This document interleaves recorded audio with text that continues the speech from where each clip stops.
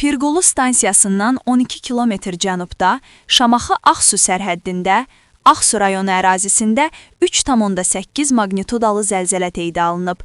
Respublika Seysmoloji Xidmət Mərkəzindən uc.az-a verilən məlumata görə, yerli vaxtla saat 07:56-da baş verən zəlzələ episentrda 4 bal, ətraf yaxın yaşayış məntəqələrində 4,3 bala qədər hiss edilib. Azərbaycanda güclü yeraltı təkanlar baş verib. Zəlzələnin ocağı 4 kilometr dərinlikdə qeydə alınıb. Ölkədəki zəlzələ ocaqlarında aktivlik müşahidə edilir. Şamaxı, İsmayıllı və yaxın ərazilərdə maksimum 4 baladək zəlzələ gözlənilir.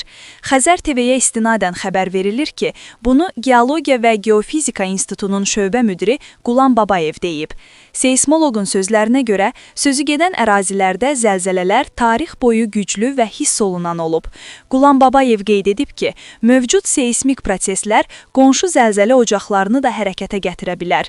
Şəki Oğuz, Quba Şabran və Aran bölgəsində Hacıqabul istiqamətində mövcud olan zəlzələ ocaqlarında da seysmik aktivliyin artması mümkündür.